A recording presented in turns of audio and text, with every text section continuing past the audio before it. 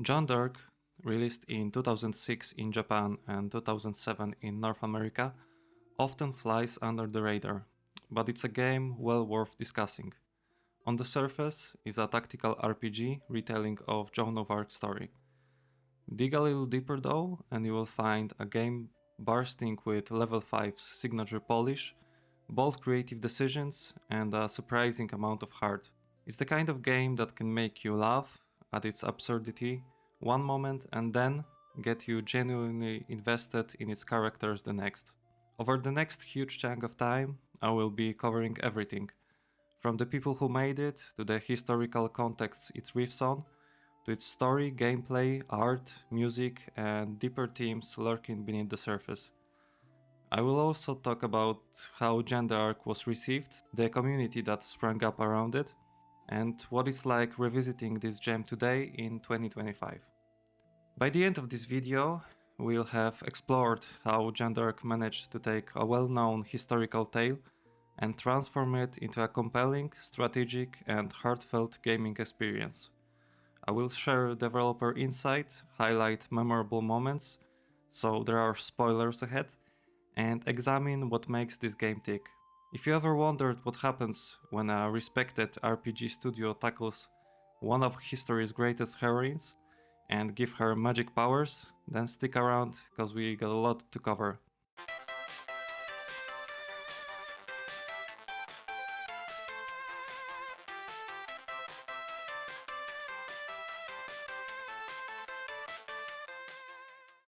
So let's start at the beginning.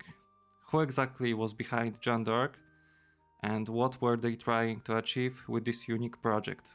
Every great game starts with a vision, and to understand Jeanne d'Arc, we need to look at Level 5, the studio that developed it.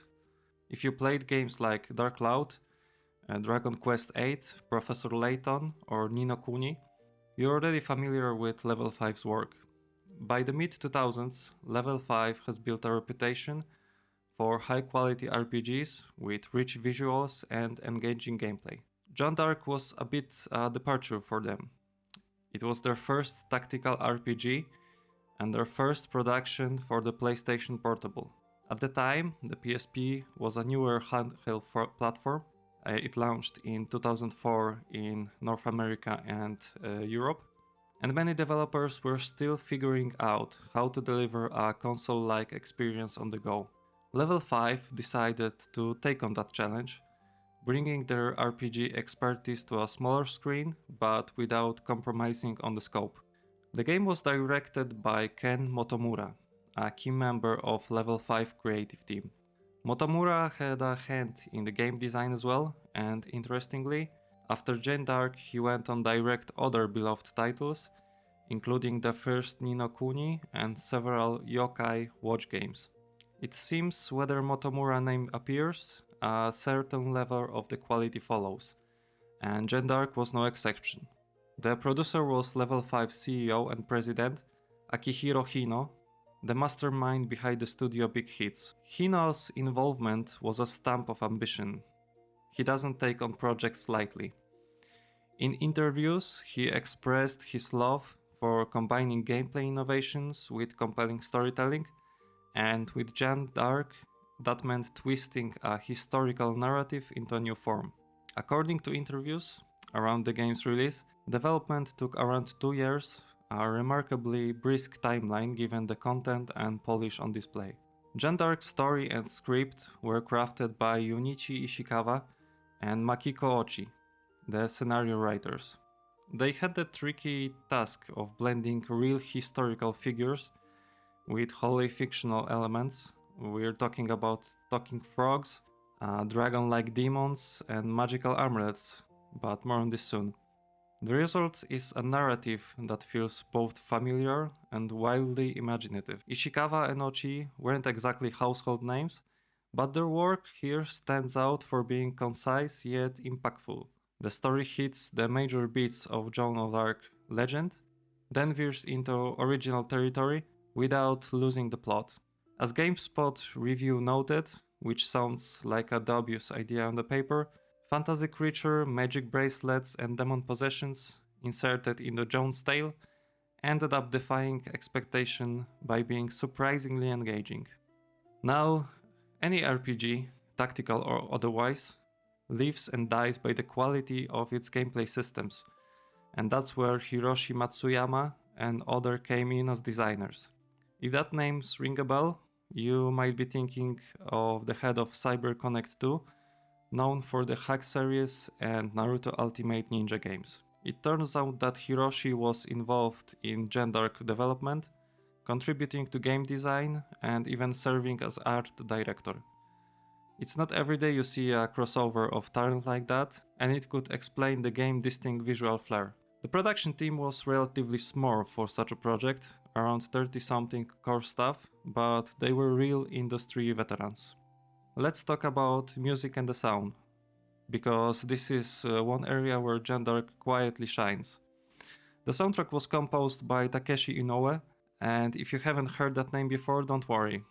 Jeanne was actually his first major game score.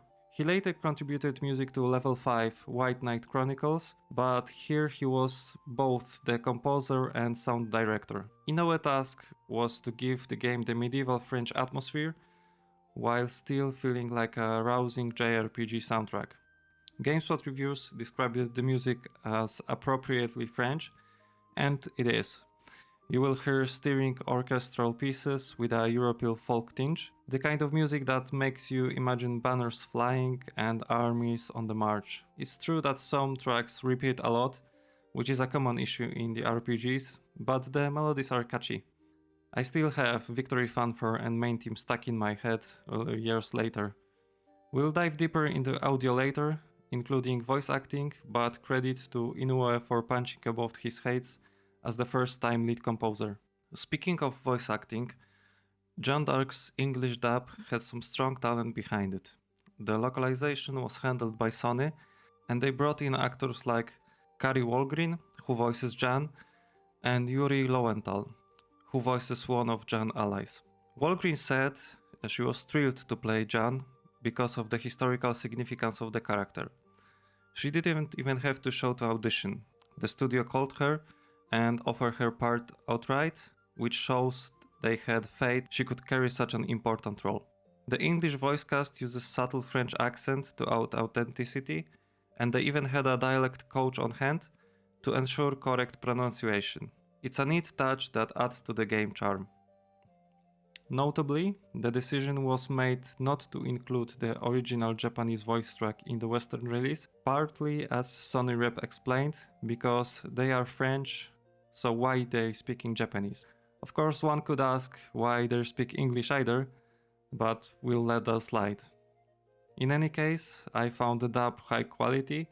It strikes balance between serious and playful, much like the game itself. Jeanne comes across as earnest and brave, Lahair is appropriately gruff, and even the child, King Henry, has a spine-tingling creepiness when possessed. One more behind-the-scenes element worth mentioning is the anime cutscenes. Jeanne d'Arc isn't just rendered with in-game graphics.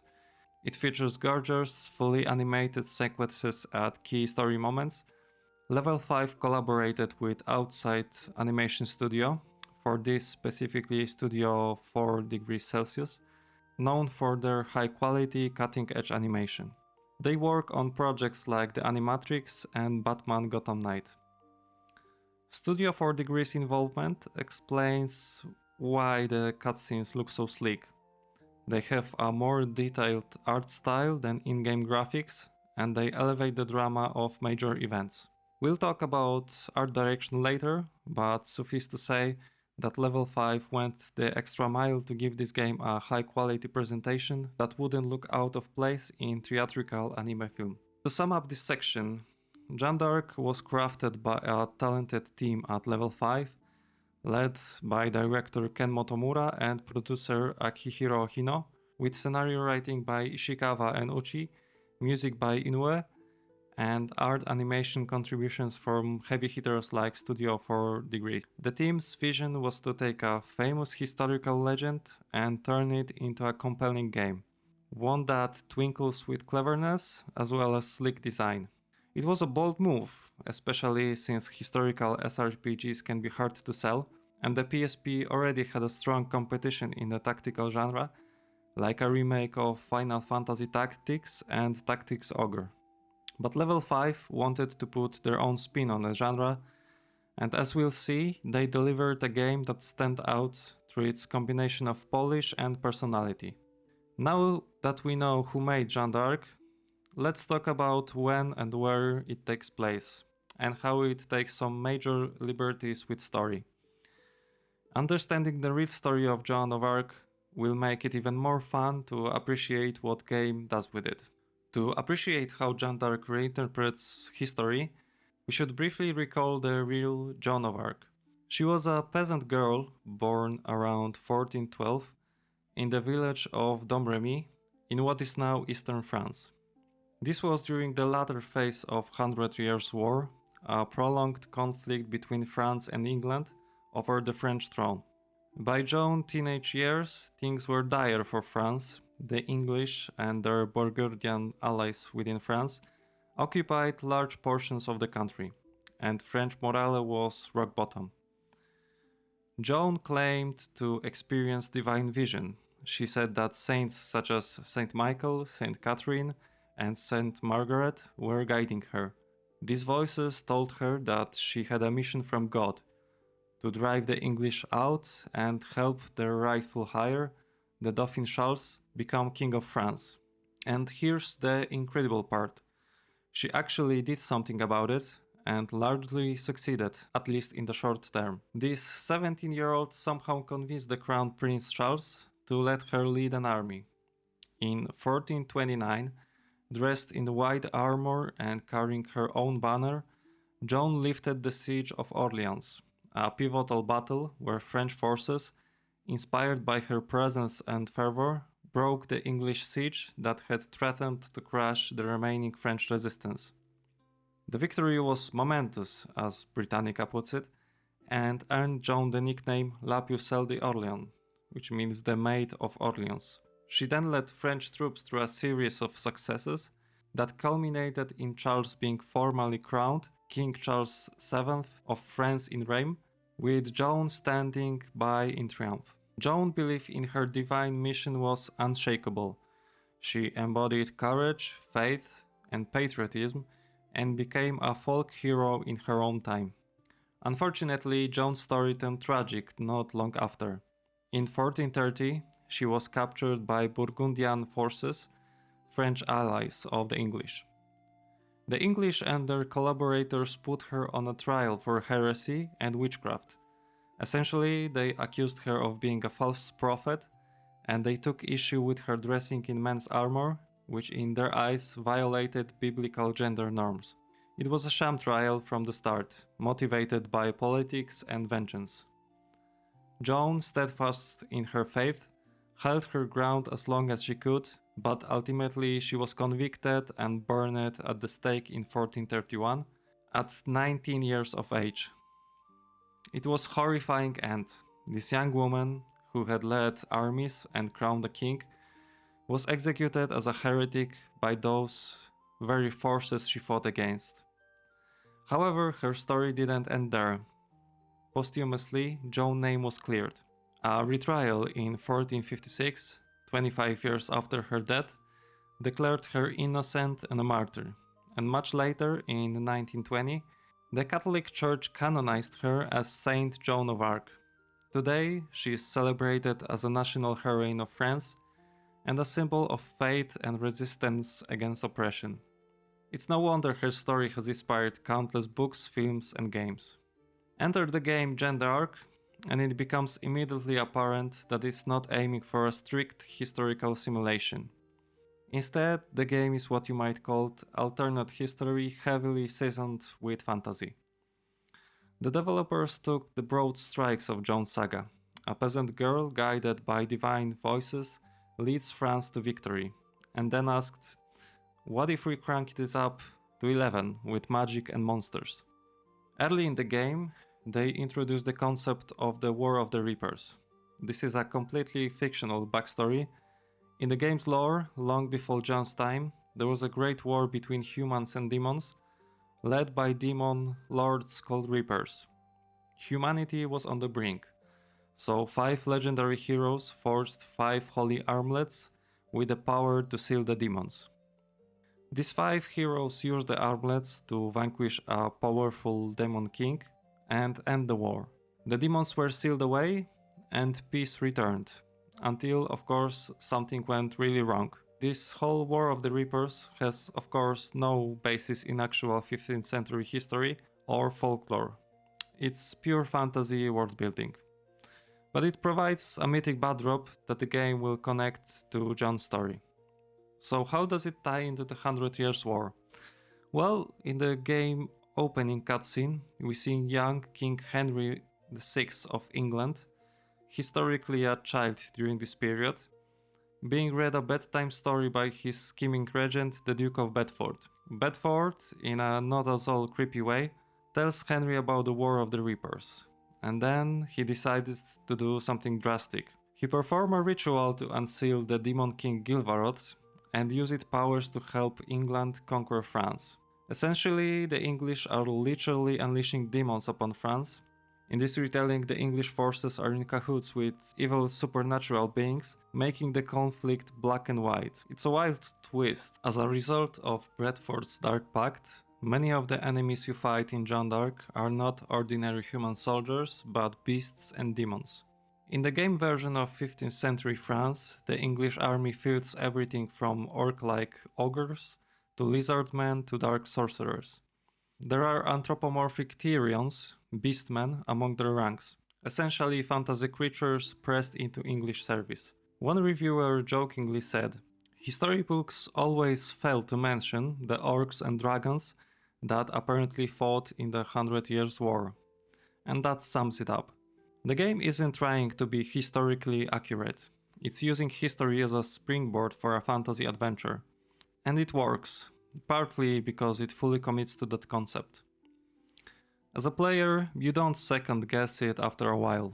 Of course, the English are employing dark creatures because in the game logic they unleashed a demon king. It gives a real moral dichotomy. The English are literally demon-backed, so you'll never feel bad cutting them down. Meanwhile, Jeanne and her allies are portrayed as righteous heroes imbued with holy power. This approach of blending anime fantasy tropes with Western history is actually quite common in Japanese media. There is a whole genre of anime and games that do historical figures with a twist. For example, Samurai Warriors and Sengoku Basara put over-the-top spins on samurai history, and anime like Rose of the Versailles dramatize and romanticize the French Revolution era. Jeanne d'Arc is a bit like manga writer took John's story and said, let's add some Dragon Quest and Sailor Moon into it. Let's highlight some key differences between historical Joan and the game Jeanne and the world around them. Historically, Joan guiding voices were attributed to saints and angels, and she convinced people of her mission through her devout passion. In the game, Jeanne hears a mysterious voice from the armlet she picks up. The voice straight up tells her where to go and what to do, almost like divine GPS. The game never explicitly calls it God or names the saints, it keeps it a bit ambiguous, perhaps a spirit tied to the armlet. But effectively, it fills the same role, motivating Jeanne to take up arms. The big difference is the game externalizes and solidifies Joan's divine aid into a tangible object, the armlet, and a clear gameplay mechanic, transformation. It's a cool way to represent her mission from God in a game terms. The game features many historical figures, but often tweak their roles. Jeanne herself, of course, as a protagonist. King Henry VI is present as a character, but instead of just being a rival monarch, he's a demon possessed. Duke of Bedford is one of the main villains, and the game even added a twist that he was the one of 5 legendary heroes who originally sealed the demons. So his summoning of Gilvaroth is a grave betrayal, a former hero who turned to darkness. On the French side, you meet Lahir, Gilles de Rais, Jeanne de Matz, called Jeanne in-game, and others who were historically Jeanne comrades. They fight alongside Jeanne. Their personalities in-game often play up to one trait. Lahir is brash and hot-headed, which matches account of the real Lahir temper, although in-game he is a Tyrion, a beast-like creature. Gilles is a noble and a bit cocky. The game has also fictional characters, like Roger, a young knight, sort of everyman knight companion, and Lian, Jeanne's childhood friend, entirely made up, and a few others to fill out the cast. Many major events of Jeanne's campaign appear in the game, but always with fantastical twist. The Siege of Orleans is the first big victory in both history and the game. In reality, Jeanne lifted the siege through clever tactics and daring. In the game, you still liberate Orleans, but you might have to slay a demon-infused English commander to do so. The game story progresses through familiar landmarks. After Orleans, there is a coronation and Rome, depicted in a beautiful anime cutscene. Later, there is even a nod to Jeanne's trial and execution, though, as we'll discuss, the game widely changes the outcome there. Joan of Arc's real history is heroic, but also tragic and politically complex. The game opts for heroic fantasy tone. The French characters are generally good-hearted. The English leaders are quite simply evil. Bedford literally calls upon hellish powers. There is no ambiguity that you are the good guys. In that sense, the game feels like classic JRPG or anime. Clear heroes, clear villains. They even include an adorable talking frog companion named Quiz, who lightens the mood in the form of comic relief. Despite all the fantasy, the game actually preserved the spirit of Jeanne's tale in many ways. Jeanne is still a figure of hope and divine providence. The French are still depicted as the embattled underdogs in need of a miracle. The English are still the occupiers and adversaries, just with demonic help now. The theme of a young maiden defying the odds to save their country remains intact. In a way, the fantasy elements are like the anime metaphor for the way Jeanne's contemporaries saw her, as someone almost supernaturally sent by God. The game just makes that literal with magic powers and monsters. One interesting cultural tidbit.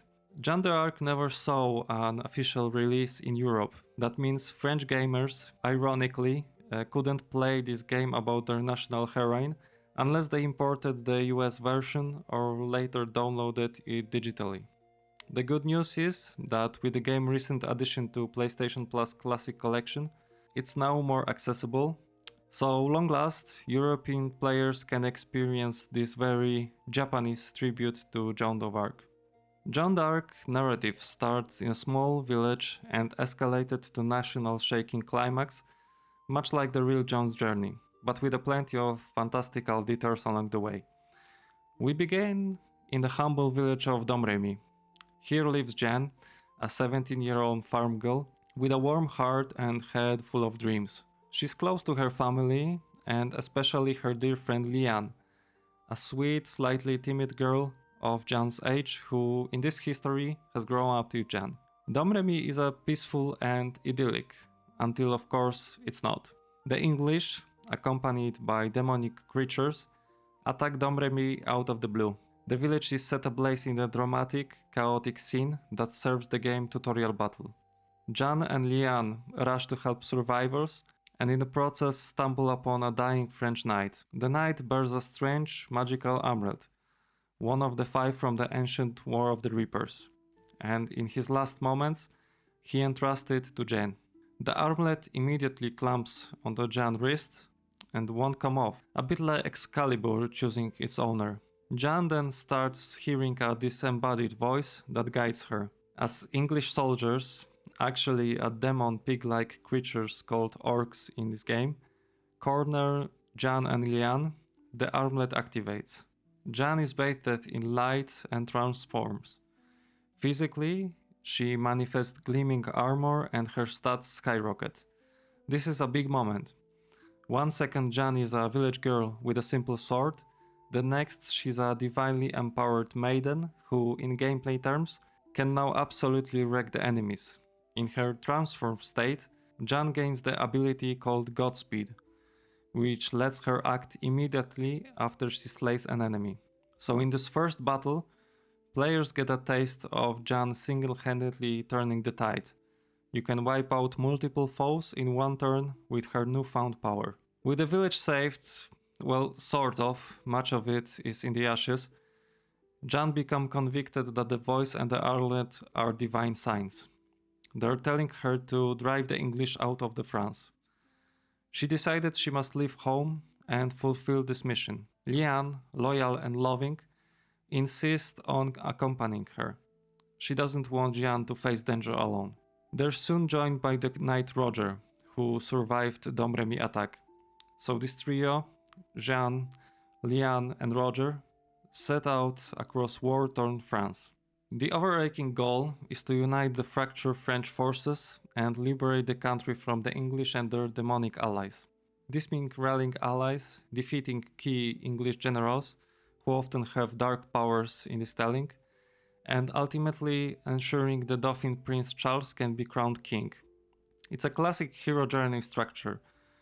Start from nothing, gather strength and comrades, overcome increasingly dire challenges.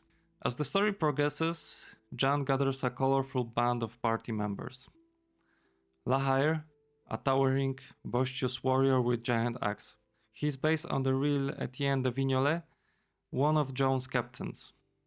In the game, he's initially skeptical of Jeanne, but soon acknowledges their divine power she wields and become one of her fiercest supporters. He's often comic relief with his hot-headed, blunt attitude, but he's also genuinely protective of Jeanne and the others. Gilles de Rais, a knight of high nobility who joins Jeanne's cause. Historically, Gilles fought alongside Joan and later sadly became infamous for heinous crimes. In the game's story, Gilles is portrayed as a reliable ally, a bit prideful maybe, but brave and true. And also the game sneaks in a nod to his dark historical fate later. Collet, a young thief from the street of Paris. Jeanne Group encounters him as a pickpocket who ends up helping them. Collet wields daggers and brings agility and cunning to the team. He is completely fictional character, but fills the archetype of sneaky but good-hearted kid found in many JRPGs. Rufus, which is one of my favorites and one of the strongest characters in the game, is a beastman who initially fights for the English, but eventually defects to the Jeanne side when he realizes the English leaders view his kind as disposable pawns. Rufus is strong, somewhat gruff, but honorable. His inclusion shows not all non-humans in the war are evil. He also adds an interesting dynamic, given the prejudice he faces. You also meet characters like Jeanne, an archer character in Jeanne's army, probably representing Jeanne de Metz, who historically was one of the Joan early believers, and a couple of optional characters. At some point, the story branches, and you must choose between recruiting Claire, a shy but powerful mage, or Rose, a whip-wielding mercenary. You can get both in one playthrough, which adds a bit of replay incentive. These two are side characters you encounter on a different routes of mission. And then the aforementioned talking frog, Quiz, which means ties in French, probably referring to a popular dish. Quiz is a small frog who was magically granted intelligence and speech. He doesn't fight, but he tags along to provide a comic relief and occasionally important info. Quiz often punctuates serious scenes with a light-hearted comment, keeping the tone from getting too dark, and in a later part of the game he also wields an armlet and can be used in combat. On the villain side, beyond Bradford and possessed Henry VI, the game introduces several recurring antagonists. Talbot, an English commander, historically John Talbot who fought John, is here leading demon-augmented troops. There is a trio of Tyrian generals, the Beastmen trio, who serve as mini-bosses multiple times. And eventually, you have the big bad demon lord Gilvarot influencing events from behind the scenes. The first half of Saw game covers Jeanne's string of victories, liberating Orleans, winning key battles, and culminating the coronation of Charles VII at Rheims. The coronation is a high point. The game treats you to a beautiful anime cutscene of Charles being crowned while Jeanne stands in tears of joy. It's a feel-good moment that feels earned after many battles. If the game were strictly following story, this is where the things would start to go downhill. And indeed, the tone does shift after this success. The second half of the game grows darker, and the fantasy plot threads really take center stage. At this point, I'm going to dive into major spoiler territory to discuss the latter part of the story and overarching themes. If you haven't played the game and want to experience it narrative fresh, consider this is your warning and maybe skip ahead. For everyone else, let's talk about how Jeanne d'Arc handles the climax of Joan Legend and what it's trying to say. The French army continues toward effort, now aiming to retake Paris, which in history Joan attempted and failed. Here, Jeanne's next big objective is to liberate Paris. However, the English lay a trap. They spread rumors that the witch Jeanne is hiding among the people. And here the game does something bold. Liane sacrifices herself to protect Jeanne.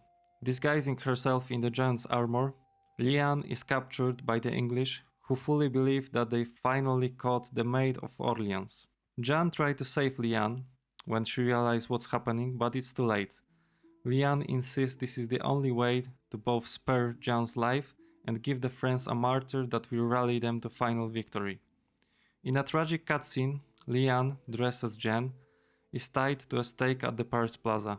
The English and their demonic overseers conduct a mock trial, not as elaborate as Joan's real trial, more of a quick condemnation, and then proceed to burn Jeanne at stake. Liane then dies in the fire, in a direct parallel to Joan of Arc martyrdom, except here it's someone else who takes her place. The developers essentially rewrote history so that Joan doesn't actually die. Her dearest friend does, out of love and loyalty. It's a bittersweet subversion. Importantly, this event cements several themes: sacrifice, love, and destiny. It also sets up the endgame. The world believes Jeanne d'Arc is dead, English morale goes up and French morale falters at first. But then, in the game logic, the real Jeanne d'Arc, incognito, uses the shock of that event to lead a surprise final push, reasoning that the English will let their guard down now. Jeanne reunites with the remaining allies, Roger, La Hire, Gilles, and others. They all mourn Liane. The voice in Jeanne's armlet reassures her that this is not the end of your miracle. With renewed resolve, fueled by grief and love, Jeanne leads the French to a decisive offensive against the English HQ in Normandy. Here, the game veers completely into fantasy fulfillment. You fight through a gauntlet of demons, defeat the last of English generals, and finally confront King Henry and Gilvarot, the Demon King, who has now fully possessed Henry in a monstrous form. The final battle is Jeanne and her companions versus Gilvarot. The battle is tough, the demon uses all sorts of tricks, but in the end, Jeanne's holy power prevails. When Gilvarot is defeated, it tries a last-ditch move. It attempts to possess someone in Jeanne's party to stay alive. In a surprising narrative choice, Gilles de Rais volunteers, or rather he allows it to happen to protect Jeanne. The demon spirit is sealed inside Gilles. He survives, but is now cursed with the demon within. An allusion to the historical Gilles de Rais, who after Jeanne's death was said to have committed terrible crimes, as if possessed by evil. The game used this to explain his later fall from grace. Here is the demon influence.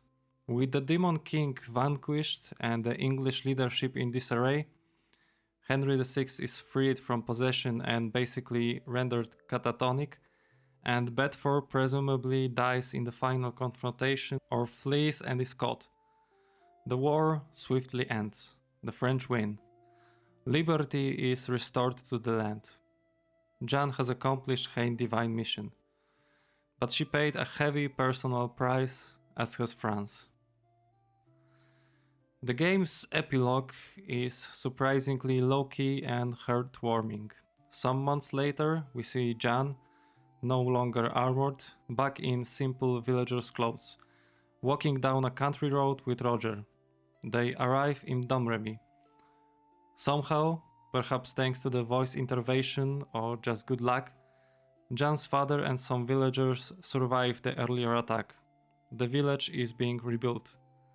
John's father embraces her, overjoyed she's alive and the war is over. Villagers celebrate quietly. It's a domestic, peaceful scene, a stark contrast to the high drama of before. Jeanne looks to the sky, and you hear the voice one last time say it will now fall silent. Jeanne's journey is complete. It's not a tragic ending of real history, it's almost an inversion.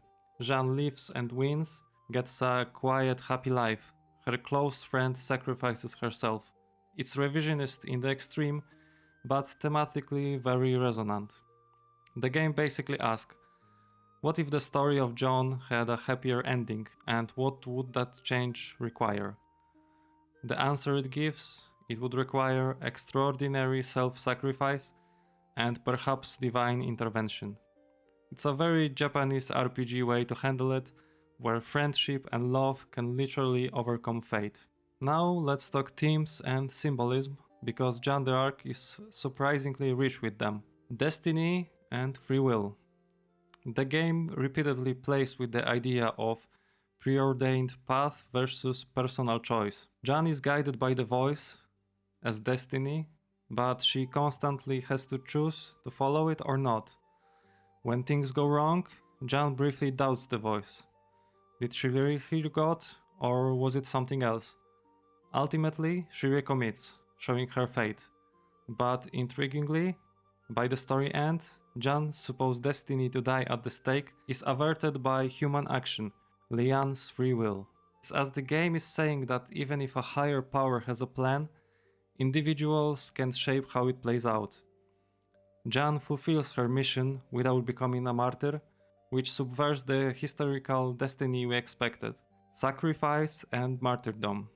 Not surprisingly, sacrifice is at the story core. Lian is embodiment of that sacrifice, a pure soul who gives up everything for her friend. In a broader sense, many characters sacrifice. The 5 legendary heroes sacrificed to seal the demons originally. Roger nearly sacrificed himself in battles for Jeanne. Gilles sacrificed his freedom to contain the demon. And Jeanne herself is always willing to sacrifice. She tries to run off alone in one part to protect the others. The game frames Lian's death as a Christ-like or Joan-like martyrdom. She dies so that Jeanne, and by extension Fran's hope, can live. The image of her on the stake is unmistakably martyrdom imagery. Yet the game doesn't treat it as tragic end. It's portrayed as a noble act that directly leads to the final victory. In that way, the theme is that great good sometimes demand great personal sacrifice. It's bittersweet. France is saved, but Jeanne's closest companion is gone. The emotional impact drives home the weight of what has been won. In terms of faith, throughout the game, characters struggle with faith. Jeanne's unwavering faith in the voice, which she believes to be divine, is a cornerstone of her character. It inspires those around her. For example, a hardened cynic like Lahire comes to believe in the Maiden's holy mission. The game, being a JRPG, doesn't delve into explicit religion too much. There is no talk of Jesus or specific prayers, aside from mention of God in general terms, but the symbolism is clear. Jeanne's miracles rally people much like Jones did, and the doubt is cast as something to overcome. The game is not subtle about depicting the English as almost demonic and the French as guided by holy light. It's classical good versus evil tale. Jeanne's transformations into almost angelic armored knight, complete with a skill literally called divine judgment, position her as a holy warrior, a Joan of Arc meets Archangel Michael figure. Conversely, Henry VI's possession by a devil and Bradford's pact with darkness cast them as almost satanic force. Some might say this is oversimplified compared to the real-world politics, but as fantasy it works. It externalizes the concept of we think God is on our side, they must be with the devil, that both sides in any war often feel. In Jeanne d'Arc, that metaphor is made real. By the end, when Gilvarot is defeated, it feels like a literal exorcism of evil from France. A big theme in many JRPGs, and present here too, is the power of friendship and unity. Jeanne doesn't save France alone. She inspires a whole team and eventually an entire army. The gameplay mechanics of Unified Guard, allies shielding each other, and Burning Aura, setting up attacks for friends, symbolically reinforce this. You succeed in the battle by having your characters support one another, literally and figuratively. Leanne's friendship literally saves John's life, and John's devotion to her friends give her strength to carry on. The epilogue showing Jeanne at home with Roger and her father highlights that in the end, it's the bonds we cherish that matter. That might sound cliché, but after the journey that game takes you on, it feels earned. Alternative paths and redemption. The game suggests that even someone seemingly fated for darkness can make a heroic choice. Bradford was once a hero in the backstory and fell. His pride and ambition made him evil. But look at someone like Gilles de Rais in the game. Historically, he's often painted as villain post-Joan, but here he does something unquestionably noble at the end by taking the demon into himself. It's like the game redeems him in a way. Similarly, Rufus, the Beastman, starts as the enemy but becomes a steadfast ally, a reminder that one's race or origin doesn't define their heart. Even Henry is somewhat a victim here. Once freed by the demon, he's just a boy. Jeanne chooses not to kill Henry in the end. He's left alive but unfit to rule, an act of mercy, showing she fights the evil rather than exact vengeance on the human host. The theme here is compassion, and that people aren't simply good or evil by nature. It's their choices, legacy and memory. Finally, the theme of how one is remembered is touched on. Historically, Joan was only fully vindicated decades after her death. In the game, they speedrun that. The world thinks Jeanne died a witch, but we players know the truth and see her peaceful later life. It's like wish fulfillment that her legacy is secure without the stain of execution. The epilogue shows villagers rebuilding. Life goes on, and Jeanne's there to see the fruits of their labor.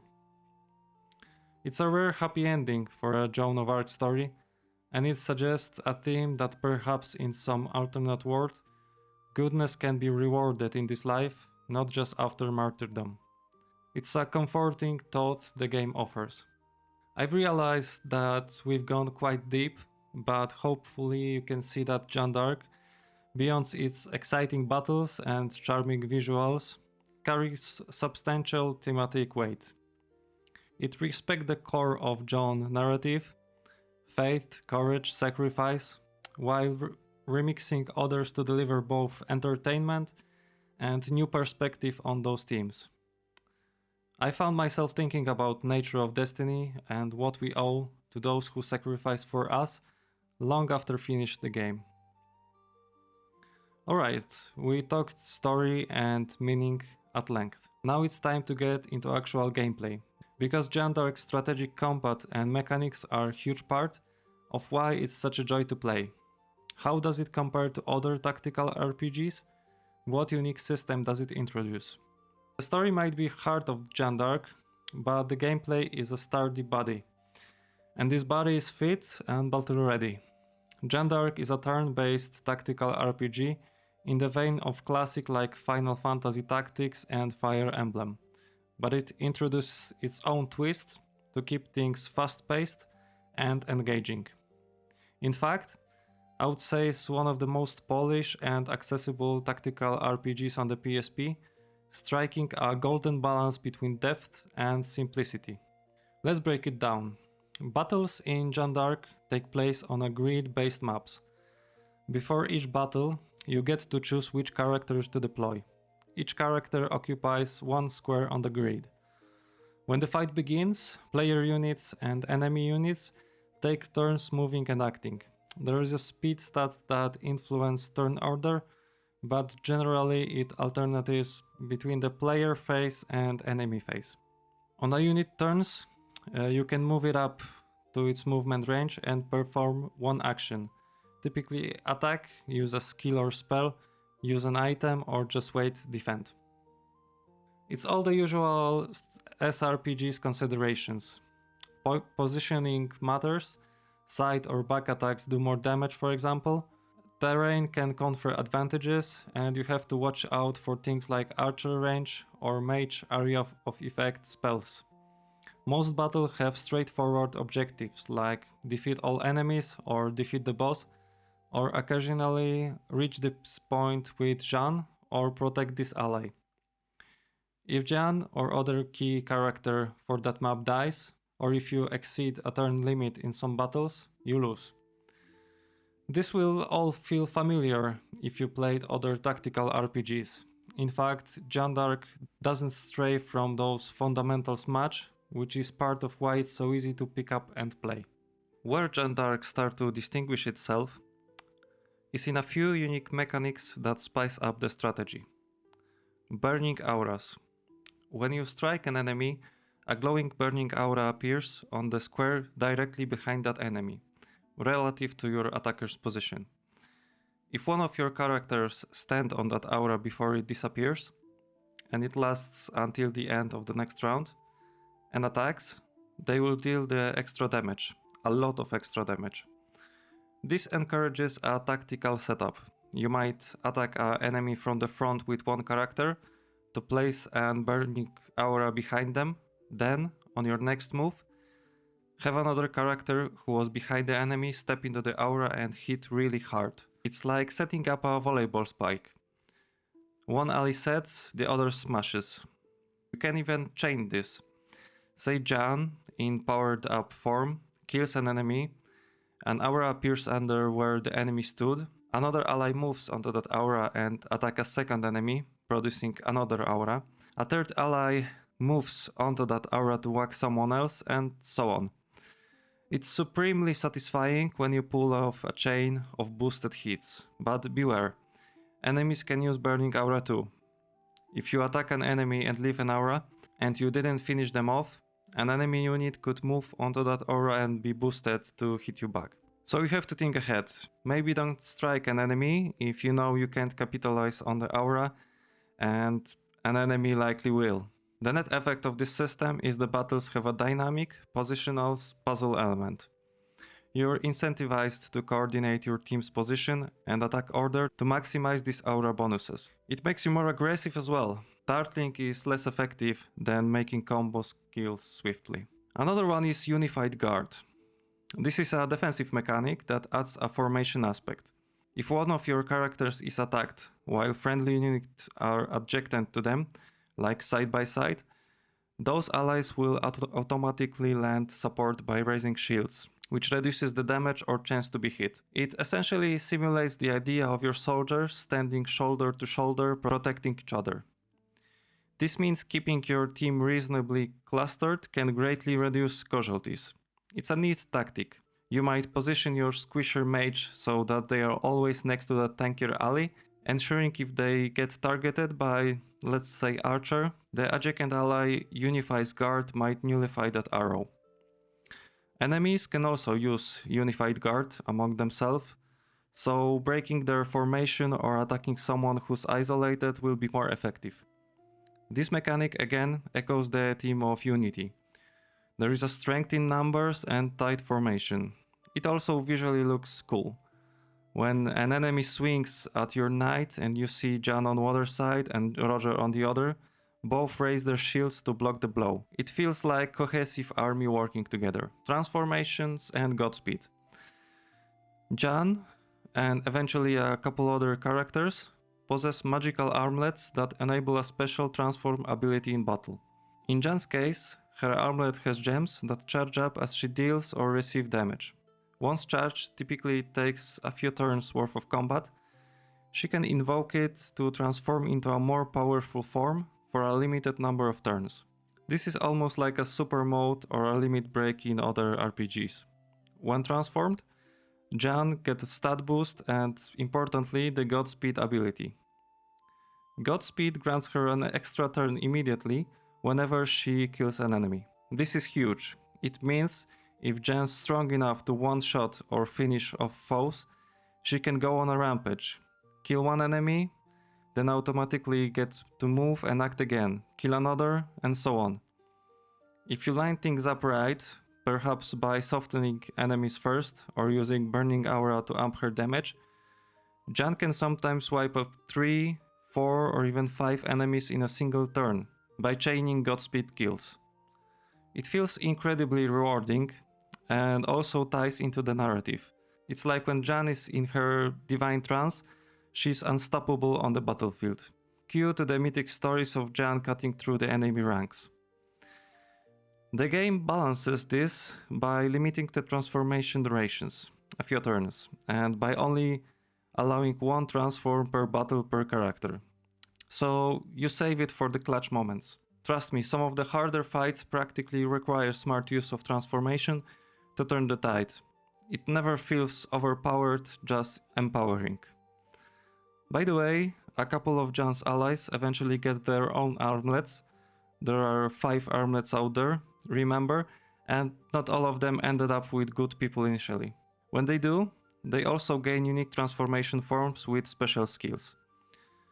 But Jeanne is the most important and game-changing.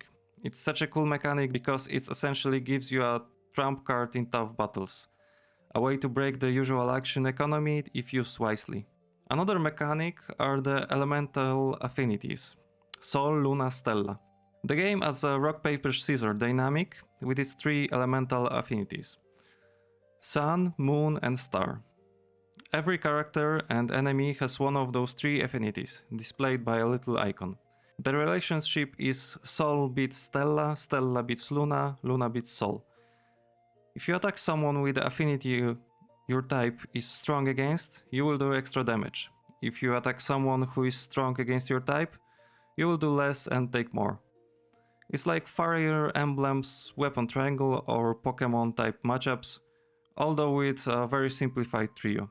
This encourages you to consider team composition and matchups. For example, Jeanne is Sol Affinity. If you're up against a bunch of Luna enemies, she will be slight disadvantage. Maybe bring some characters who are Stella to have the edge. It's not overwhelming factor, but can make a little difference. Some late game bosses even change the field element or their own affinity mid-fight to mess with you. Overall, it's a small but appreciated layer of strategy. You can't just spam one character to solve everything if they're at affinity disadvantage. You will want to diversify tactics. About the skill stone system. Outside of the battlefield, Gendars give you a flexible way to customize your character through skill stones. Think of this like equipable materia or orbs that grant spells, skills, or stat boosts.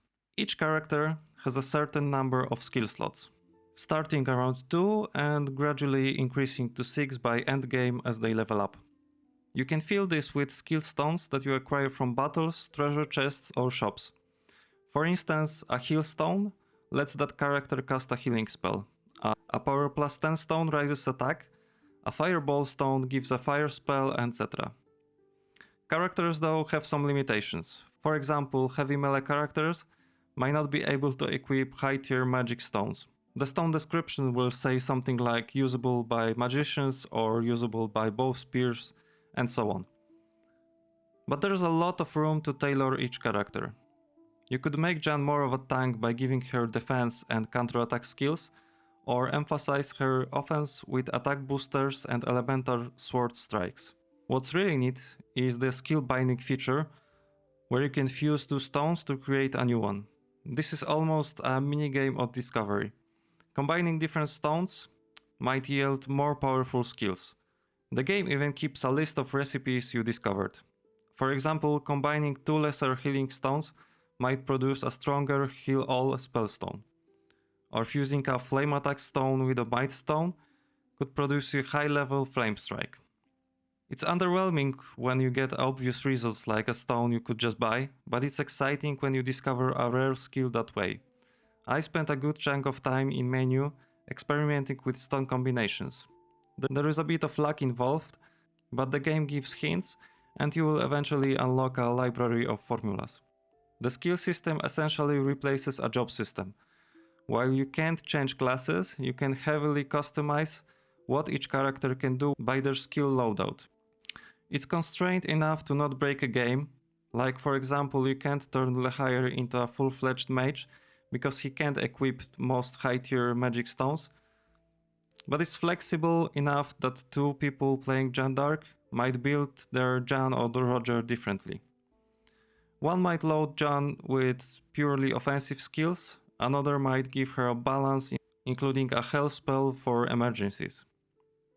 I really enjoy this system because it scratches that RPG itch of character building without needing laborious grind. You mostly get stones through natural process and a bit of combining here and there. Plus, collecting new stones from a difficult battle was always a treat. Fixed roles, not classes. Each character in Jeanne d'Arc has a fixed weapon type and general role. Jeanne is a sword and shield fighter with balanced stats. Lian wields a rapier, and it's swift but more fragile. Lehair uses axes and it's all about strength and HP. Colette using daggers and can steal items. The mage characters use staffs and cast spells, etc. You don't have a system to change classes or teach anyone any new skills beyond the skill stones.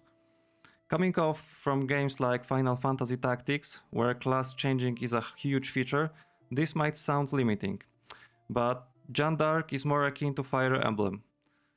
Each character has a defined identity, and you work with that. Honestly, I don't mind it at all. It let the designers make each character feel distinct. For instance, only Colette can pick locks on treasure chests in battles, so you want him around on maps with lots of loot. This approach also means you don't have to micromanage everyone's class builds, it streamlines the experience. While occasionally I thought it would be cool if I could turn this knight into a mage, in practice I was enjoying using each person and their own style. And the skillstone system provides just enough customization to tweak them. Also worth noting, if a character fell in battle, they are not gone forever, there is no permadeath. They are just knocked out and will be back in the next battle. This is more forgiving than, say, Fire Emblem permanent deaths, and aligns with games like Final Fantasy Tactics. I appreciate that, losing a beloved character for good can be cool in some games, but here the narrative and the party are tightly knit. And it would be dissonant if, say, Roger could randomly die and just vanish from cutscenes. So gameplay wise, you can breathe a little easier if someone falls. Just try to still win them up. The flow of the battles is snappier than some similar games. A lot of small design choices help. For example, there is a high chance of counterattack when 2 melee units fights in Jeanne d'Arc. It's almost guaranteed if both have melee weapons and are alive after the first hit. This means units often trade blows in one exchange, which speed up combat relative to games where only the attacker deals damage. It also adds the tactical weight. If you hit an enemy and leave a silver of health, be aware they might smack you back. The game also frequently has a turn limit on maps, which pushes you to be proactive, and rewards from winning faster can include rare skill stones. All these factors make fights brisk and exciting. GameSpot noted the quick pace of battles as one of the best aspects. You're not spending hours on one map typically. Most fights are maybe 10-15 minutes and some big ones 20 plus. It never feels like a slog. And because of the Burning Hour and Godspeed systems, you can pull off clutch victories when you are outnumbered, which is empowering and keeps the difficulty manageable yet satisfying. Speaking of difficulty, I would classify Jeanne d'Arc as moderately challenging but fair. Especially early on, a few battles can catch you off guard, but the game gives you tools to overcome everything.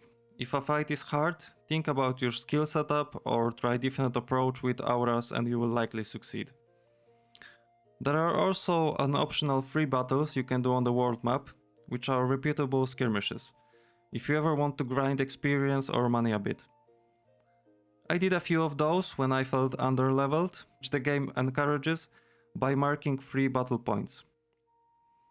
I never had to grind too much though. Just doing 1 or 2 free battles when they popped up kept me comfortably leveled. The game, unlike some SRPGs, doesn't have randomness in leveling. No stat growth lag, it's fixed per character. So you won't get stat screwed, everyone grows predictably and thus stays useful. By the final chapters, some battles do become dramatic and tough. It never felt it was unfair or overly punishing. Also, since there is no permadeath, you can always try different tactics without fear or loss.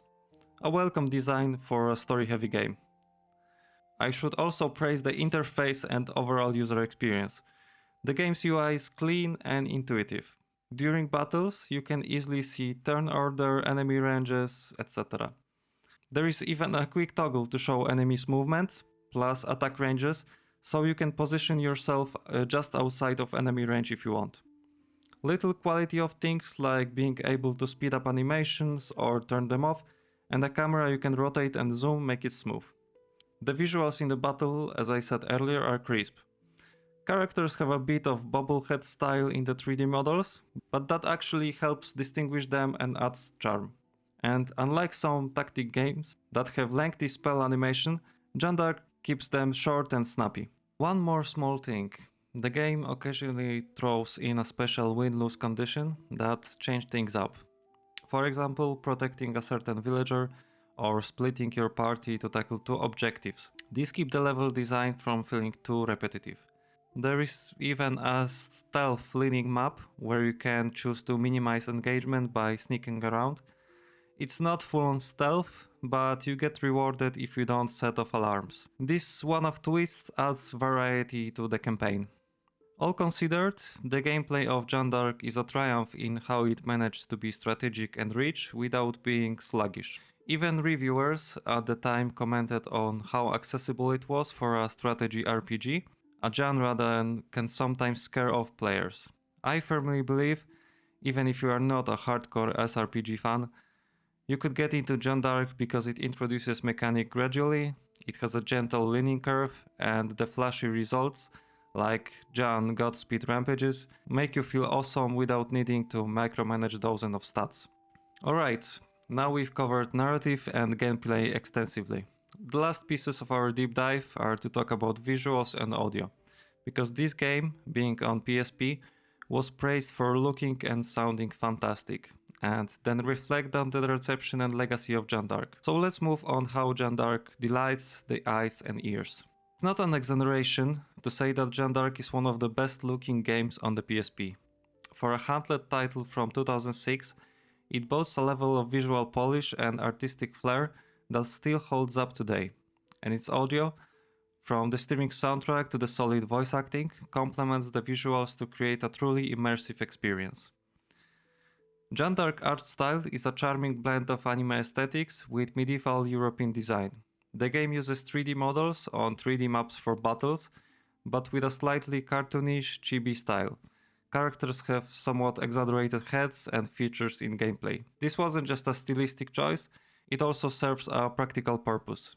On a PSP small screen, having characters with larger, more distinguishable features makes it easy to tell who is who and what they are doing. And it gives game a unique look. I found it endearing. The battlefields themselves are richly detailed. If you are fighting in village, you will see cottages, market stalls, maybe a windmill turning slowly. In a forest, the trees cast shadows, and there are glimmers of sunlight through the canopy.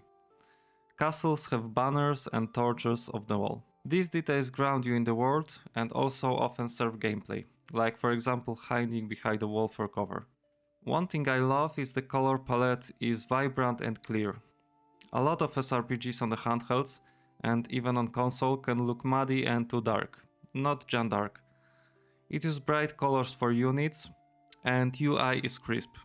The camera perspective in battles is isometric, but you can rotate it 360 degrees and zoom in and out to see the action at the angle you like, a feature some older tactic games lacked. When zoomed in, you can appreciate that the character models have nice touches. Jeanne's ponytail and armor details, Lahire hulking frame and eye patch, even the frog quiz has a cute little vest. And because of the chibi style, when characters get expressive, like jumping in victory or hanging their head when sad, it reads immediately without even realistic facial animations. But what probably impressed players the most back in 2007 were the animated cutscenes. These are sprinkled throughout. Full hand-drawn anime sequences by Studio 4 Degrees, as I mentioned. They look gorgeous. Honestly, they wouldn't look out of place in the mid-2000s anime. They use more realistic proportion style, so Jeanne in this looks like anime heroine, not the chibi model. They used for important story beats, the opening story about the War of the Reapers, Jeanne's first transformation, the coronation, Leon's sacrifice, the ending, etc. These scenes are cinematic, dynamic angles, dramatic lighting, you name it. For example, the cutscenes of Jeanne's initial armlet awakening is fantastic. It's raining, lighting flashes, the camera pans as Jeanne holds the armlet, and a column of light erupts around her. You see her armor magically form, and her eyes flare with determination. It lasts maybe 30 seconds, but it gives so much emotional weight to that moment. Another standout is the coronation scene. You see the ornate cathedral, the joyous tears in Jeanne's eyes, the cheering crowds. It sells the significance better than any in-engine graphic could.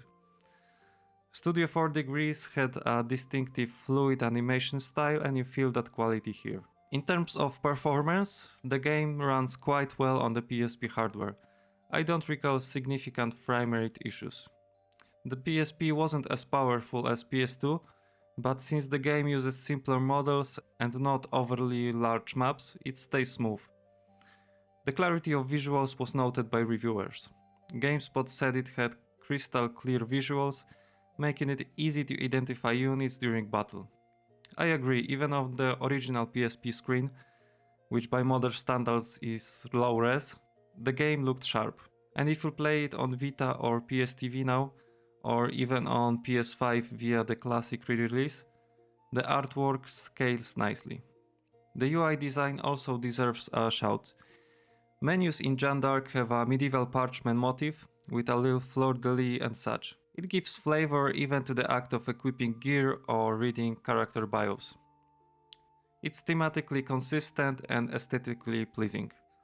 And the game text and iconography are clear. Character designs were done by level 5 artists in conjunction with Studio 4 Degrees animation supervisors. They strike a great balance. Jeanne looks youthful and noble. Jeanne's armored up sensibly but still distinct. Leon's design is more civilian, to highlight that she's not a warrior, though later she dons some armor. The male allies have memorable silhouettes. Lahire is broad and clad in furs. Roger is knightly with polished armor and feather plum. Colette the Thief has a rugged cloak and dagger belts. English villain border on cartoonish design. Bradford in the cutscene has sunken eyes and devious grin, really playing the villain role visually. But it fits the tone. The soundtrack of Jeanne d'Arc, composed by Takeshi Inoue, is both beautiful and context appropriate. It leans heavily on orchestral and choir elements to give a grand historical feeling.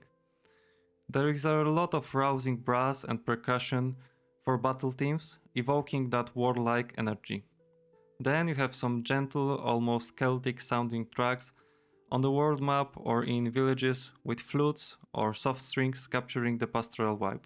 And of course, somber piano or string pieces for the emotional scenes. A standout track is the theme that plays in many cutscenes, titled something like Jeanne's Theme. It's a gentle melody that swells with hope and a bit of melancholy. It often underscores moments of personal reflection. On the flip side, boss battles have a high energy track with chanting chorus that gets your blood pumping. One detail, the opening menu theme is a haunting choral piece. No lyrics, just vocalization, which sets a reflective, almost reverent mood when you boot up. It's like the game saying up front, this is going to be an epic tale. Some found that track repetitive if they stayed on the menu too long. but honestly, who sits on the main menu for more than a few seconds? During gameplay, the music does a great job of not getting annoying, which is the key for SRPGs since you can spend a while on the one map. There are about 4 or 5 regular battle themes that rotate depending on the situation. They are all solid. One of them has a French folk dance kind of undertone, reminding you of the setting subtly with melodic choices. The final battle has an awesome track that mixes Latin chorus with dramatic percussion. Very final bossy, and I loved it. If I had a critique, it's that the soundtrack isn't very large, so you will hear the same themes quite often. But this was common in the JRPGs of that era. Fortunately, the quality of those themes are high, and it never grated on me. And because this game isn't 100 hours long, more it's about 35 to 40, the music selection suffice. RPG fans review noted that the tracks are hummable, but they can get repetitive when played hundreds of times. Perhaps if you do a lots of extra grinding or leave the game running. For me, that hit the sweet spot of being memorable without being intrusive. The sound design is solid. Weapons have satisfying clinks and thuds. Swords clash with metallic ring, axes make a hefty chop sound, and spells whoosh and crash appropriately. What I appreciate is that the sound effects have clarity, likely due to PSP audio capabilities being decent. When you trigger a burning aura, there is distinctive flame ignition sound that alerts you. Unified guards triggers with a shield clang sound, giving immediate feedback that your formation is working. In summary, the presentation is top notch for its platform. Many reviewers at the time pointed out that Jeanne d'Arc wouldn't look out of place on PS2, and on PSP's small screen, it really shines. The anime cutscenes give it that premium feel, the in-game art is colorful and clean, and the audio ties it all together with a regal bow.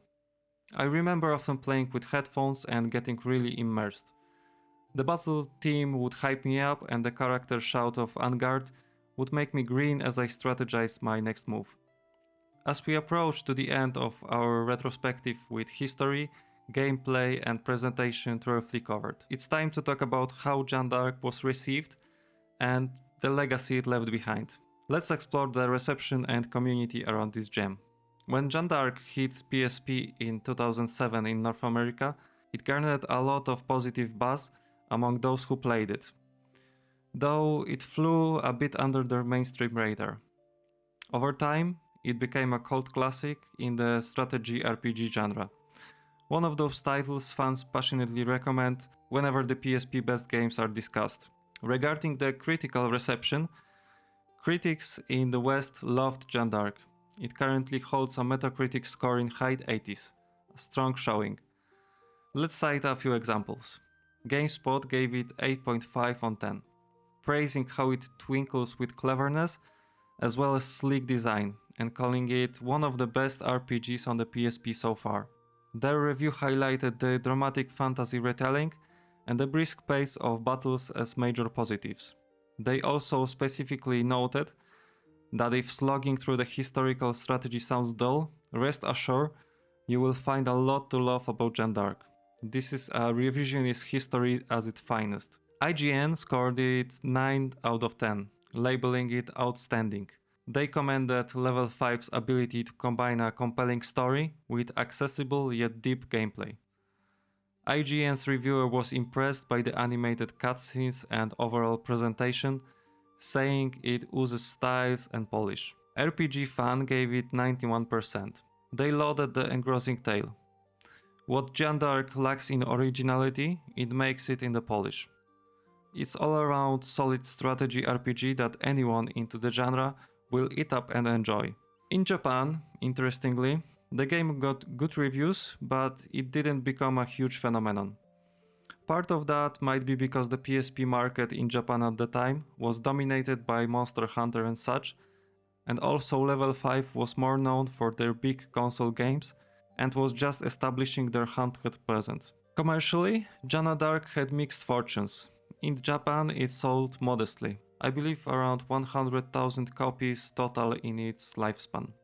In North America, it did better, relatively, roughly 200,000 copies. Combined worldwide physical sales were about 0.3 million, not counting digital. These numbers aren't bad for a new IP SRPG on the handheld, but they are not blockbuster. Level 5 and Sony also didn't push it with massive marketing campaign. It was kind of let's quietly release the quality game and see how it does scenario. Notably, Europe never got an official release. One of the great injustice. Imagine being French PSP owner and not getting the game. Many of them had to import the US version. I think that hurt the global impact a bit. It could have perhaps sold more if launched in EU with, say, French text options. That said, Jeanne d'Arc became a critic darling and fan favorite. Publications often listed it in best PSP games list. The game also earned a bit of underrated gem reputation, basically as soon as it released. One one-up blog at the time literally titled "Don't Overlook Jeanne d'Arc" urged people to not to miss the game among the holiday rush of 2007. Players who picked up Jeanne d'Arc generally fell in love with it. On forums like RPGamer and Reddit, you will find people waxing nostalgic about it. It wasn't a giant mainstream hit, but it cultivated a devoted fanbase. Jeanne d'Arc community present is relatively small but enthusiastic. There's dedicated Jeanne d'Arc wiki on fandom, with pages for all characters and items, etc. After the initial release period, the game quietly lingered in people's memories.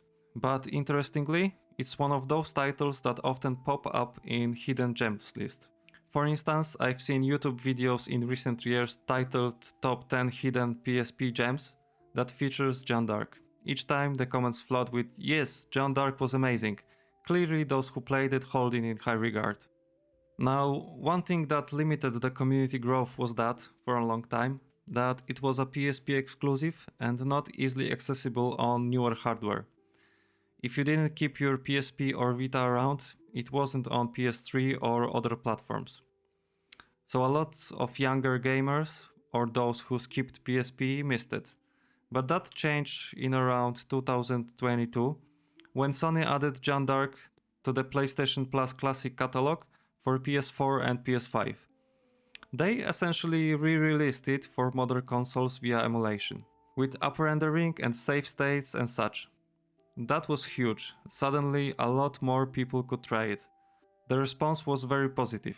Articles popped up on gaming sites saying, "Jeanne d'Arc is now on PS5, you need to play this." Kotaku in 2024 published a piece titled "Jeanne d'Arc First Hour Won Me Over" with its absurd premise, sick cutscenes, and great tactical combat. Basically telling modern readers that, hey, this 2007 PSP game is still awesome. To be honest, it was gratifying to see that new players discover it and enjoy it in 2024, nearly 17-18 years after its debut. Now, did it have any wider influence? Hard to say. Level 5 didn't make a direct sequel. Some fans hold out hope Level 5 might revisit the SRPG genre, perhaps even with a Jeanne d'Arc spiritual successor. As of 2025, no news about that, but Level 5 is undergoing a revival of sorts. In terms of legacy, I would say Jeanne d'Arc legacy is primarily as a hidden gem that new generations keep discovering. It's a great example of a game that might not be widely played when new, but everyone who did play it remembers it fondly and liked it. In my opinion, Jeanne d'Arc is one of the PSP crowning gems. It may not have the name recognition of a Final Fantasy or Dragon Quest, but it has the quality. It sets out to tell a unique story in a unique way, and it succeeded with flying colors.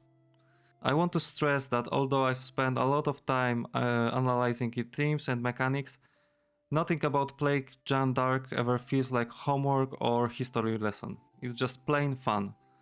The pacing is brisk. You're either watching an exciting cutscene or you're right into battle where you get to pull off cool tactics. There is very little filler. Even side battles or optional content fit nicely into your progression. It respects the player's time. something I appreciate more and more these days. Who would I recommend Jeanne d'Arc to? Honestly, almost anyone who enjoys a good story or a good strategy game. If you're a fan of Fire Emblem, Final Fantasy Tactics, Shining Force, or even a more modern titles like XCOM, you owe it to yourself to play Jeanne d'Arc. If you are a history buff, you will get a kick out of how it plays with the Joan of Arc legend. It might even send you down a Wikipedia rabbit hole to learn the real history.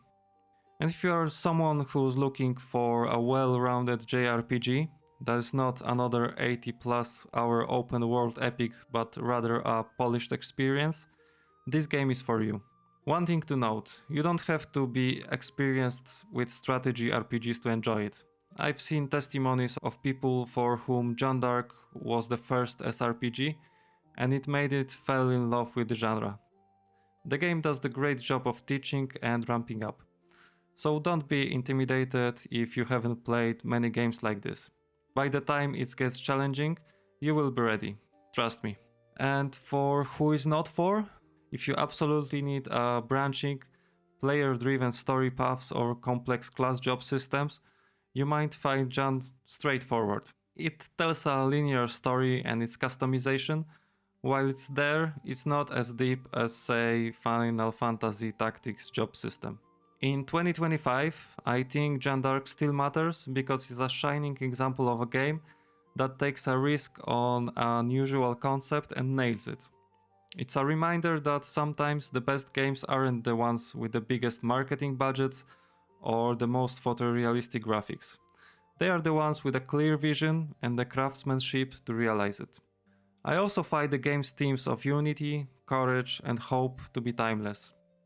In a world that can often feel divided or chaotic, there is something uplifting about seeing the story where people of different backgrounds come together under a noble cause and overcome darkness. To conclude this retrospective, Jeanne d'Arc is a treasure.